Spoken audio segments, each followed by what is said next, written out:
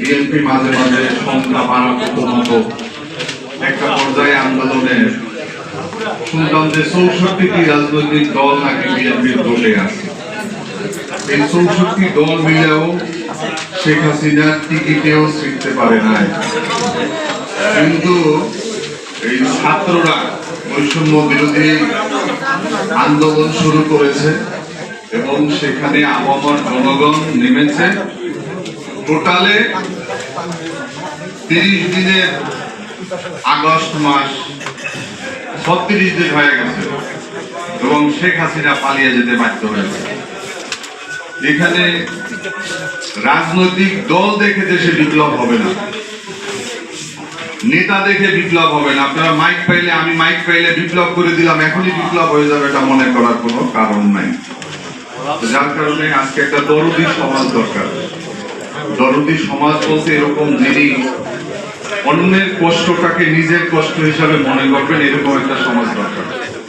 আমরা শুনেছিলাম সংসদে আমাদের সালাউদ্দিন ভাইয়ের সাথে দীর্ঘ দিন যাবত, বিশেষ করে জাতীয় ঐক্যমত্য কমিশন, এখানে এখন দল ছিল আমি জানি না, আমি ছিলাম এবং লেবার পার্টির 30টি রাজনৈতিক দলের ভিতরে অন্যতম একটি দল ছিল যারা আমরা ঐক্যমত্য কমিশনে ছিলাম এবং জুলাই সনদে স্বাক্ষর করেছি।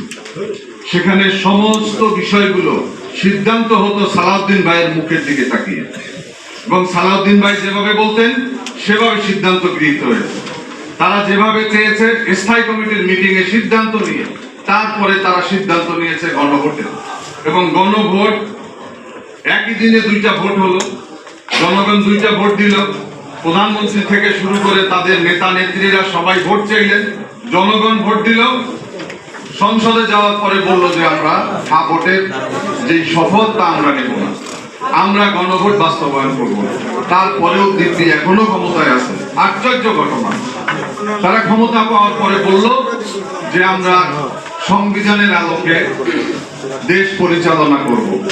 তো কোন সংবিধান? খালেদা জিয়া বলেছিলেন যে এই সংবিধান আওয়ামী লীগ কেটে ছেটে একবারে দলীয় গঠনতন্ত্রে পরিণত করেছে, এই সংবিধান ছুঁড়ে ফেলে দেব ক্ষমতায় গেলে। এখন সেই সংবিধান হয়ে গেছে তাদের কাছে ত্রিপাঠক গীতা মহাভারতের মতো অবস্থা হয়ে গেছে তাদের। তারা সেটাকে একবারে, আরে ভাই যদি সংবিধান মানেন তাহলে তো জিয়াউর রহমান স্বাধীনতার ঘোষক এই সংবিধানে নয়।